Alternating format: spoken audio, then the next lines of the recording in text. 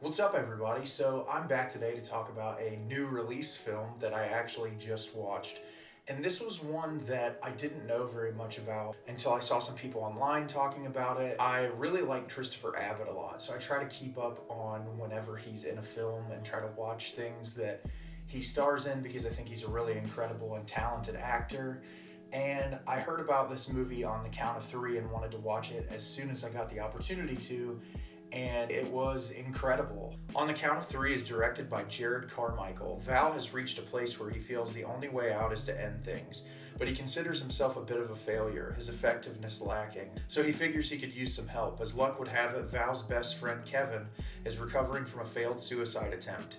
So he seems like the perfect partner for executing this double suicide plan, but before they go, they have some unfinished business to attend to. This was Jerrod Carmichael's directorial debut, and not only was it his directorial debut, he also starred in the film. And it's incredibly impressive when you can see someone working that directorial helm and also acting in a film and having to put yourself in the shoes of like giving yourself direction at the same time as the other actors in the film. This was an absolutely incredible directorial debut. I feel like between the subject matter and the performances and the way the material is conveyed to you, it was so incredibly moving and powerful, and it's definitely going to be one of my favorite films of the year. So as I said in the description, Jerrod Carmichael plays Val. He's working at this place where he's moving mulch and doing all this stuff. Early on in the film, he's in there talking to his boss, and his boss wants to give him a promotion. You see that somebody keeps calling him, which you're assuming is like his girlfriend or his partner, that he keeps ignoring the phone calls.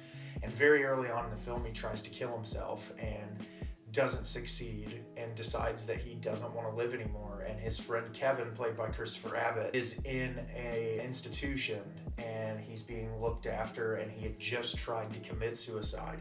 And so he ends up going in and breaking him out, and they decide to commit suicide together at the same time. Before they kill themselves, they decide that they need to have a last day together and that they want to enjoy one final day together and do things that they know that they could never do in real life without having repercussions. And that's where the story really takes off. So the thing I loved the most about this movie is I feel like whenever you're looking at films that tackle the subject of mental health, I feel like there's a lot of films in particular that are kind of afraid to hit those really dark notions and to discuss those really difficult topics that people feel in their heads when this is going on. And I feel like the conversations that Val and Kevin have with one another just feel so realistic and from a place that I can understand, where it's like you get to a point in your life that you feel like you haven't accomplished enough, or that everything's so mundane and boring and awful, and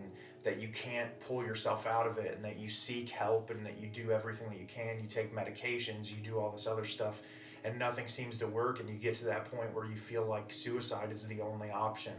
And it's really saddening and it's upsetting to watch, but Jerrod Carmichael conveys it so well, and he performs it so well as this person who is in such a vulnerable state that they're willing to admit that they think that dying is the only way out. And it's a really tough watch at times. It really is. It's really difficult to watch, but then seeing different things introduced about their lives, which I don't want to get too heavily into. Christopher Abbott's performance is absolutely incredible. He plays this character who at like 8 years old was shoveled into foster care, and he was put into mental health help really early on, and there's a lot of traumatic things that have happened to him, and he's been pumped up with medication his whole life. He's been told essentially, oh, this doesn't work, we'll try this, but he feels like he's tried every single thing that he possibly could, and that none of it works, and that he's never going to get better.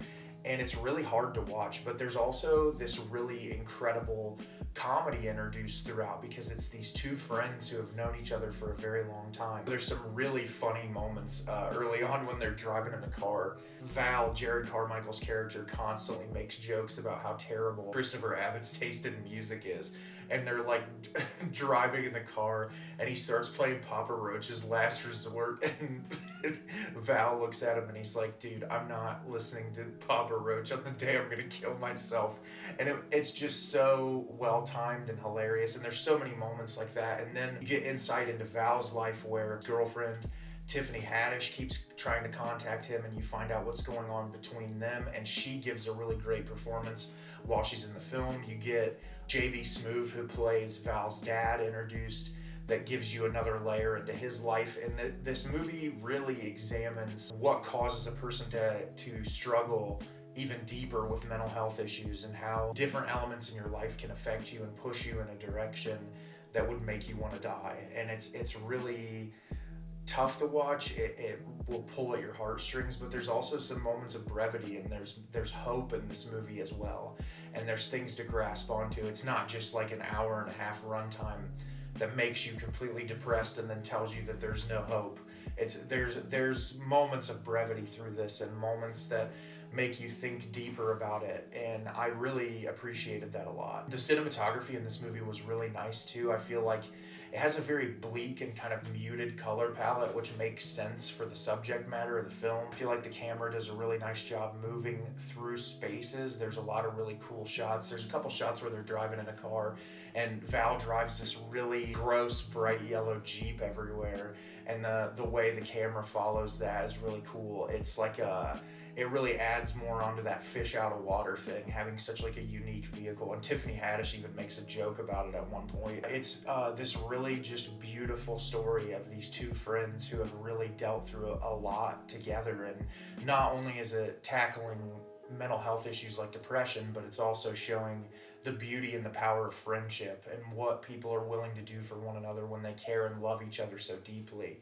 And you just hurt for these characters so much, and you care for them, and it really is just a beautiful, well-written and well-acted character drama that I'm actually really looking forward to watching again. It's really early in the year still, and I know there's a lot of stuff to still come out, but I have a feeling that this is going to be one pushing its way towards the top contenders for me as of best films of 2022. It's just a film that I really can appreciate. There's a lot about it that really draws me in, especially subject matter. I'm really into films that convey material about mental health help, and that really want to discuss that and talk about it in a very vulnerable platform. And I, being someone who struggles with depression and anxiety and go through this shit and have felt these feelings, and I'm medicated for it, see a doctor about it. It's not something that's easy to go through. And so when you get a director who can convey it in such a vulnerable and delicate way, it's really fantastic. And I would highly recommend you check this movie out. So have you seen On the Count of Three yet? Did you love it? Did you hate it? Leave me a comment down below and let me know what you thought. I thought this movie was beautiful. It's vulnerable. It's hilarious. It's sad. It's fantastic, and everyone needs to see it. As always, if you can like the video and subscribe to the channel, it helps me out a lot and lets me know the type of content you're looking for. I'm constantly putting out new material and looking forward to getting that out there for you in the near future. Also, I mentioned in an update video that I did not too long ago, my friend Ray and I started a podcast. It's called The Real Monsters Podcast. If you like sitting around and listening to me talk about film, this is a format that you can do it where I talk about movies with Ray for an hour. We're going to discuss different subject matter, and we're going to talk about specific films. And our first episode is live now, and I'll put a link in the description, and I'll put a link to the YouTube channel up here. We have it available wherever you stream your podcasts. And as always, everyone, thank you so much for watching, and have a great rest of your day.